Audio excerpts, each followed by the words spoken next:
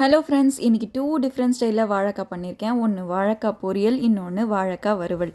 முதல்ல பொரியல் பண்ண ஆரம்பிச்சிடலான்னு சொல்லிட்டு ஒரு பேனில் எண்ணெய் ஊற்றி எண்ணெய் காஞ்சதும் கடுகு சீரகம் இதெல்லாம் பொரிஞ்சதும் வெங்காயம் போட்டு பச்சை மிளகாய் 2 போட்டுருவேன். இஞ்சி பூண்டு வாய்வு எடுக்கும் இந்த வாழைக்காய்க்கு, அதனால் இஞ்சி பூண்டு இந்த 1 ஸ்பூன் ஆச்சு சேர்த்துக்கணும். தக்காளி போட்டுட்டு தக்காளி வதங்குறதுக்கு கொஞ்சம் மஞ்சத்தூள் நான் போட்டுப்பேன், அப்போ தான் நல்லா வதங்கும். இந்த மாதிரி ஷேப்பில் கட் பண்ணி வச்சுருக்கிற வாழைக்காவையும் போட்டு கொஞ்சம் வதக்கிட்டு கொஞ்சம் நேரம் வதங்கினதுக்கப்புறம் தேவையான அளவு உப்பு போட்டுக்கோங்க. கல்லுப்பு ரொம்ப நல்லது, நான் கல்லுப்பு தான் யூஸ் பண்ணுறேன். அதே மாதிரி காரத்துக்கு ஏற்ப ரொம்ப காரம்லாம் வேணாம், ஆல்ரெடி பச்சை மிளகாய் போட்டிருக்கோம். ஸோ மிளகாத்தூள் போட்டு கொஞ்சம் தண்ணி ஊற்றி மூடி வச்சிடலாம்.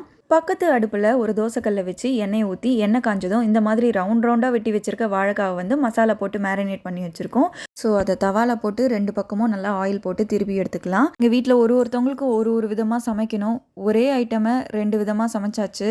இதோடைய டேஸ்ட் லேசாக அப்படியே கருவாடு சாப்பிட்ற அந்த டேஸ்ட்டு கிடைக்கும். இது எனக்கு ரொம்ப பிடிக்கும். இந்த வாழைக்காய் எங்கள் வீட்டில் இருக்கிற மற்றவங்க எல்லாருக்கும் பிடிக்கும். எங்கள் சேனலை சப்ஸ்கிரைப் பண்ணிட்டு நீங்களும் ட்ரை பண்ணி பாருங்கள்.